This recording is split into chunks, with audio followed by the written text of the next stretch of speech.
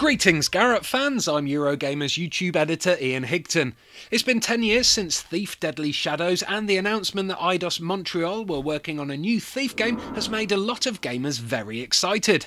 The new title reboots and reimagines the series, but will it alienate fans of the original? Paul Dean sneaked into a preview event to try the game out for himself, and like a true thief, I stole all the gameplay footage he brought back, yoinked his notes off his desk and used them to create this video preview. Stealing things is so much easier than doing proper work.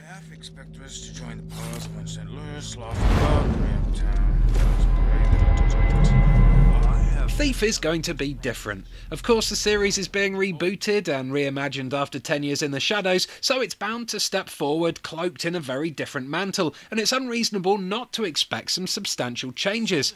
Nevertheless, pull that hood back and you may not recognise the face that stares back. The premise remains the same: tread lightly where you should not, footsteps guided by the wavering tip of a long demagnetised moral compass, filling your pockets along the way.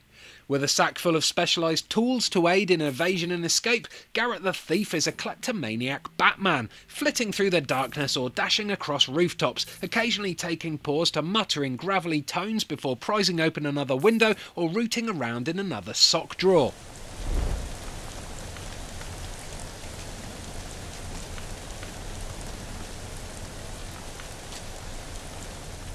The city across which he sneaks is familiar at first, a misaligned mess of overcrowding, too dense and too dirty, but this time it has many more mod cons and is a little more conventional. Replacing the unsettling buzz of strange pseudo-electric street lamps are rather more typical lights, while it's not uncommon to see a radiator tucked into a corner or a fan perched upon a desk.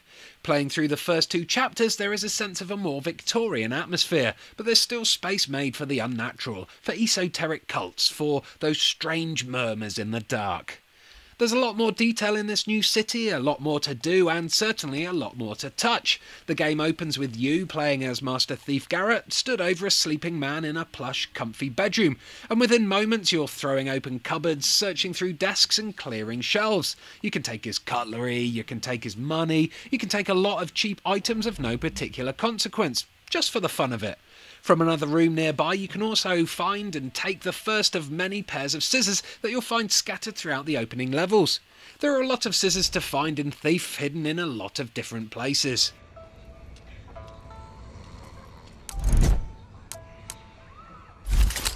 Once you climb out of the bedroom window onto the roof, you get a feel of how Garrett moves, sometimes sprinting, almost free-running. With a tap of the X button, Garrett can now make short dashes from shadow to shadow, while the left trigger works as a leap or grab button, launching the thief across gaps, up handholds, or ahead onto dangling ropes. In combination, these make for some rapid escapes, or some quick and surprisingly, and even generously, silent progress. There's a lot to grab onto, leap over, or climb up. Further tactility comes from painting searching and lockpicking. The first involves grasping the frame of a painting that Garrett knows is suspect and then feeling around it for a telltale vibration that will indicate a secret switch. Lockpicking is also a palm tickler, where rotating both sticks will find you a sweet spot that gives a gentle rumble. All this makes Thief sound like a game that's absolutely packed with stuff to try, and yes, the levels Paul played with were full of things to open, to rifle through or to leap onto, but this wasn't necessarily very compelling, and according to him it started to become rather routine. Instead, in spite of all that there is to reach out and touch, the overwhelming first impression of Thief is of a game that is narrow both in layout and in choices. It's almost too good at representing the cramped confines of its city.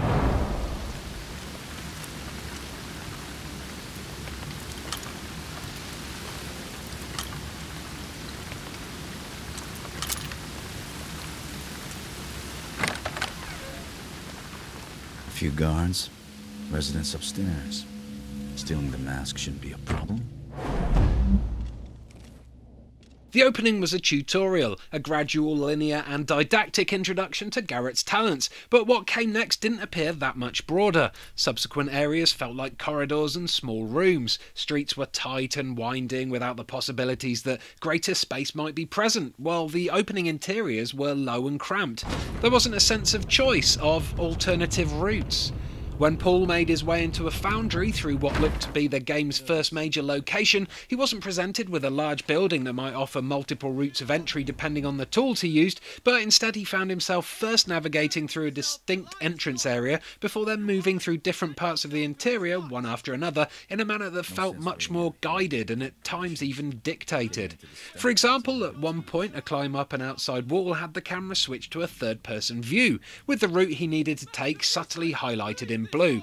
It was almost impossible to fall, and when he tried avoiding the window entry to which this route led, instead trying a short drop to the ground to see if he could scuttle up a nearby alleyway, the game immediately told him he was dead. He didn't even get to see how this might have happened.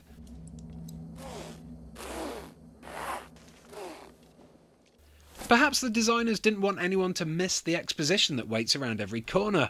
While the previous Thief games always had the occasional overheard conversation or discarded scrap of information, this one certainly doesn't lack dialogue. As well as the occasional in-game cutscenes, there are plenty of loquacious guards to listen to, and this new incarnation of Garrett isn't exactly lost for words either. They've been burning the bodies in the open air. How terrible. Thief likes you to know that things are going on as it takes you from place to place, feeding you fresh plot points all the time.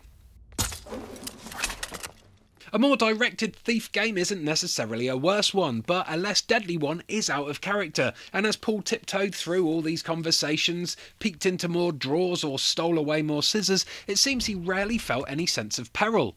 While stepping on broken glass turned some heads in his direction, he didn't find himself very troubled by those whose job it was to keep him at bay. His work's subtle. Seems I'm not the only one making a house call tonight.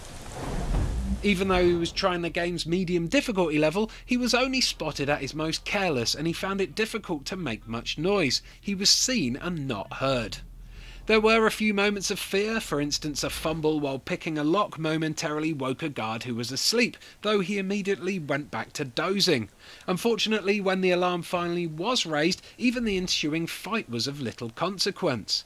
When lone guards came at Paul with arms and anger, it only took a moment to bring them down with a blackjack, hammering them until the camera cut to a third-person view to show off a dramatic finishing move. Multiple guards were much more of a problem, a proper threat, but given that nobody in the next room or corridor even came running in response to any noises made, this wasn't something that warranted much worry. Suddenly, being a stealthy thief wasn't so much of a priority. Let me repeat that Paul was playing this on the game's medium difficulty setting, and he wasn't even using any of Garrett's new focus powers either. These optional enhancements, which can be disabled through custom difficulty settings, will give you an increased advantage by improving his vision or enhancing his thieving skills.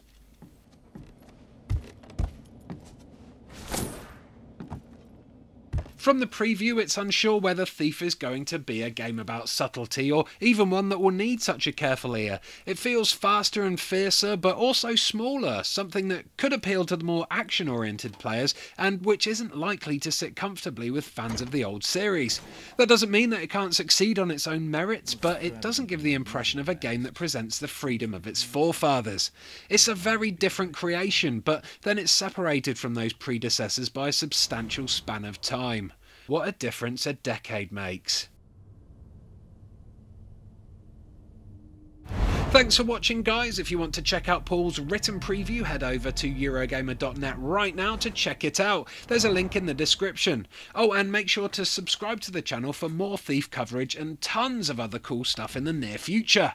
If you don't, I'll come round your house and nick all your scissors, and then how are you going to make snowflakes out of paper, or wrap presents, or cut your own toenails and stuff?